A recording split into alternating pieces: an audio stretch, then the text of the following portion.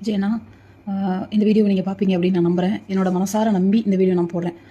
கண்டிப்பாக இந்த வீடியோ உங்களை ரீச் ஆகணும். உங்கள் மனசுக்குள்ள இப்போ என்னெல்லாம் தோணும் அப்படிங்கிறது எங்களால் கெஸ் பண்ண முடியுது.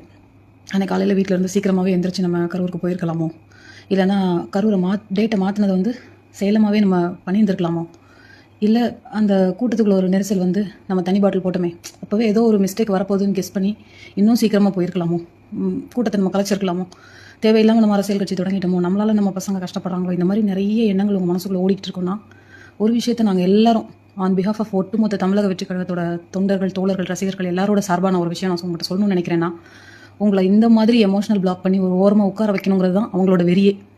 நீங்கள் நல்லா புரிஞ்சுக்கோங்கன்னா, நீங்கள் மனசு உடஞ்சி இருக்கிறப்போ ஒரு நடிகர், ஒரு பெரிய நடிகர் ஒருத்தர் சூப்பர் ஸ்டார் மெசேஜ் போடுறாரு, இதுக்காக தான் நான் கட்சியை தொடங்கலை, நான் வந்து செல்ஃபிஷாக இருக்கிறதுக்காக கட்சி தொடங்கலை, என்னால் ஏன் ரசிகர்கள் கஷ்டப்படுத்தக்கூடாது, ஸோ உங்களை வந்து கஷ்டப்படுத்தணும், கார்னர் பண்ணணும், நான் பண்ணது தப்புன்னு ஃபீல் பண்ண வைக்கணும், அதுக்காக எத்தனை பேர் சேர்ந்து வந்து உங்களை கஷ்டப்படுத்துறாங்கன்னா நாங்கள் பார்த்துட்டு தான் இருக்கோம். நடக்கிறது எல்லாமே தெரியும். இது வந்து 100% விபத்து.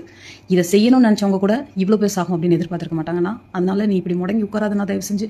ரொம்ப கஷ்டமாக இருக்குது. அந்த பழைய விஜய் அண்ணாவை பார்க்கணுன்னு வெறியாக இருக்குது.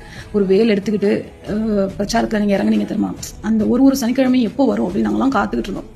ஓகே, ஒரு டிஸ்ட்ரிக்ட்லேயும் உள்ள கஷ்டத்தை நீங்கள் சொல்கிறப்போ ஓகே எல்லா டிஸ்ட்ரிக்ட்க்கும் விடிவு வந்துடும் அப்படின்னு நாங்கள் எல்லாம் மனசார நம்பணும்னா, அது வந்து ஒட்டு மொத்தமாக நொறுக்கிறதுக்கு வந்து பிளான் பண்ணுறாங்க. ஓகே இருக்கட்டும், அது எல்லாமே இருக்கட்டும். ஒரு 41 பேர் இறந்து போனாங்களே, அத்தனை பேருக்கும் தனித்தனி ஆசைகள் இருந்திருக்கும், நான் இல்லைன்னு சொல்லலை. ஆனால் அன்னைக்கு காலையில் கூட்டத்துக்கு வந்தப்போ உங்களை பார்க்கணும், உங்களை வந்து சிஎம் ஆக்கணும் அப்படிங்கிற ஒரே எண்ணத்தில் தானே அவங்க எல்லாருமே வந்தாங்க. அந்த 41 ஆத்மா என்ன பாவம் தான் பண்ணாங்க. அவங்க இறந்தப்போ என்னென்ன எவ்வளோ கொடுமையை அனுபவிச்சு இறந்து போயிருக்காங்க.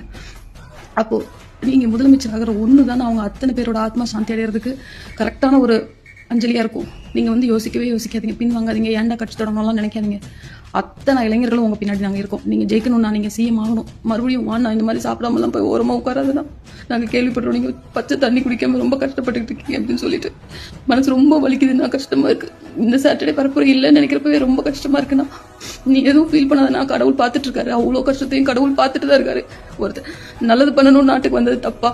ஒரு நடிகர்கள் எவ்வளோ சந்தோஷமா அவங்களோட சம்பளத்தை வச்சுக்கிட்டு ஜாலியாக இருக்காங்கன்னா, நீ வந்து நாட்டுக்கு நல்லது பண்ணணும்னு வந்துன்னா எவ்வளோ பெரிய பழியை போட்டு, அதுவும் எமோஷ்னலாக நாங்கள் தான் வீக் பாயிண்ட்னு தெரிஞ்சு, எங்களுக்கு எதுவுமே நீ தாங்க மாட்டேன்னு தெரிஞ்சு கை வச்சுட்டாங்கன்னா, நீ வந்து உடங்கி உட்காரக்கூடாதுன்னா தயவு செஞ்சு மீண்டு வான்னா நாங்கள் எல்லாரும் வெயிட் பண்ணுறோம்.